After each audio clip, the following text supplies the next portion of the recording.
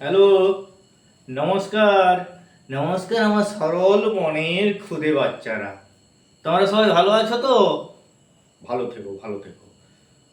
তোমাদের জন্য আমার মন অস্থির হয়ে ওঠে, বুঝলে? তোমাদের ওই সারল্যের হাসি আমি ভীষণ দেখতে ভালোবাসি। আচ্ছা, একটু পড়াশোনা করা যাক। আমরা নাউন অবধি আলোচনা করেছিলাম বা জেনেছিলাম, আশা করি হয়ে গেছে। আজ আমরা জানবো প্রনাউন। প্রনাউন কি বলতো? প্র নাউন। খুব সিম্পল ভাবে ভাবতে হবে, ওই বইয়ের লেখা ছাড়ো। প্র নাউন অর্থাৎ নাউনের পরিবর্তে, প মিন্স পরিবর্তে, নাউনের পরিবর্তে যে ওয়ার্ড আমরা ব্যবহার করি তাই হলো প্রনাউন। আরেকটা জিনিস তোমরা জেনে রাখবে, ধরো ছেলে Ram, Ram is a good boy, Ram eat rice, ওই জায়গায় হি ব্যবহার করবে। রাম ছেলে, হি ব্যবহার করবে। He eats rice, Ram is a good boy, he eats rice. এবার মেয়েদের ক্ষেত্রে, মেয়েদের ক্ষেত্রে সি ব্যবহার করবে। অর্থাৎ কোন যদি মেয়ের নাম হয়, ধরো Tuhina, Tuhina Singh song, Tuhina goes to school every day, Tuhina play ludo. তাহলে সবই তুহিনা। শুনতে খারাপ লাগছে, অড লাগছে, ওই জন্য সেখানে করবে কি she, she plays ludo. Mainly এটা জেনে রাখবে। আর যদি বস্তু হয় অর্থাৎ বার্ডস, কোনো ক্রিয়েচার্স, সেই ক্ষেত্রে ইট ব্যবহার করতে পারো, করবে। দে, দেন, এগুলো ব্যবহার হবে। আগামী দিনে আরো এর বিস্তারিত আলোচনা করব। এরপর নেক্সট আসছি অ্যাডজেক্টিভ। অ্যাডজেক্টিভ কি? নাউন প্রনাউন সম্পর্কে কিছু বলে। অর্থাৎ কিরকম বলে বলতে কিরকম?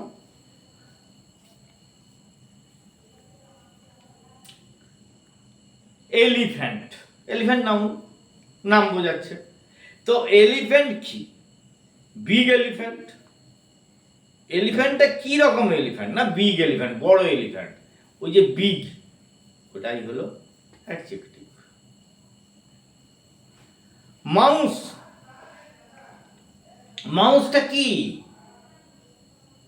না স্মল মাউস, ঠিক আছে। টল নেক জিরাফ, হাই নেক জিরাফ, অর্থাৎ বেশ উচ্চতা সম্পন্ন গলা বিশিষ্ট জিরাফ। তাহলে জিরাফের গলাটা কিরকম? না খুব লম্বা, লং।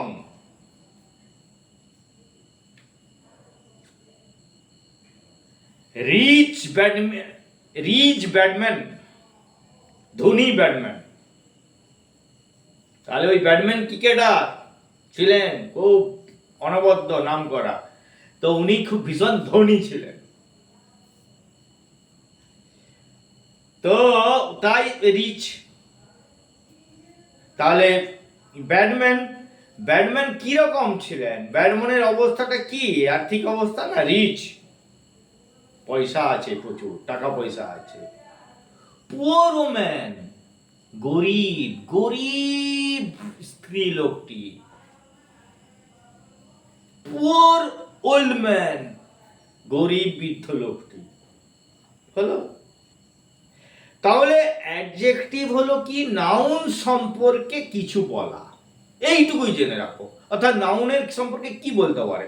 দোষ বলতে পারে, গুণ বলতে পারে, হ্যাঁ তাই তো। দোষ, গুণ, অবস্থা, এইসব বলতে পারে।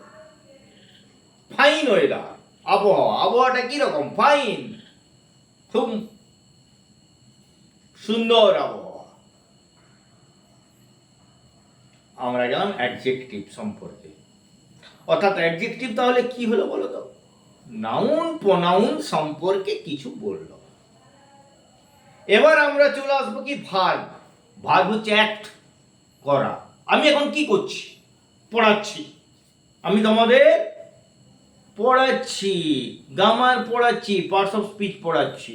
তাহলে স্যার পড়াচ্ছেন পার্টস অফ স্পিচ। এই যে পড়াচ্ছেন, রিড করছেন, টিচ দিচ্ছেন, শিক্ষা দিচ্ছেন, বা তোমরা রিড করছো, পড়ছো। তোমরা পড়ছো, আমি পড়াচ্ছি। টিচ আমি করছি, তোমরা রিড করছো। তাহলে এই যে কিছু করা, এটাই হলো ভার্ব। কোনো কিছু করাই হলো ভার্ব। কাজ করা, ঘুমানোটাও করা। কিন্তু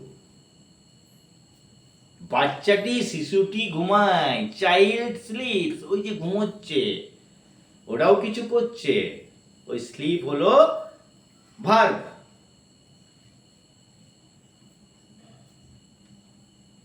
সে গান গায়, হি সিং সং। তাহলে কি করে সে? সে গান গায়।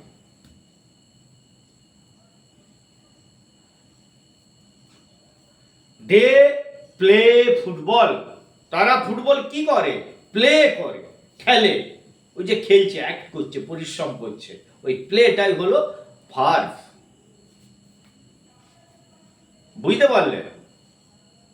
হ্যাঁ, কোনো কিছু করা।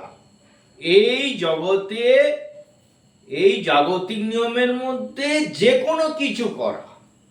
স্নান করি আমরা, উই বেথ এভরিডে। আমরা প্রত্যেক দিন স্নান করি। ওই যে স্নান করছি, হলো বেদ, হলো ভার্ব। বোঝা গেল? তাহলে ভার্ব কি না? ভার্ব হলো কোনো কিছু করা, অ্যাক্ট করা। অ্যাক্ট করাই হলো ভার্ব। এই ছোট্ট ছোট্ট করে আইডিয়াগুলো এখন মাথায় রাখো। আমি আরো আগামী দিন বিস্তারিতভাবে আসবো এবং তোমাদেরকে হোম টাস্ক দেবো। একটা নাম্বার দেবো, সেই নাম্বার থেকে তোমরা হোম টাস্ক পাবে। এইগুলো এখন মাথায় রাখো। খাতা কলম তখন লাগবে, আমার বোর্ড থাকবে। ওকে, সবাই ভালো থাকো। আমার জন্য পেয়ারা আনবে পরের দিন, ঠিক আছে?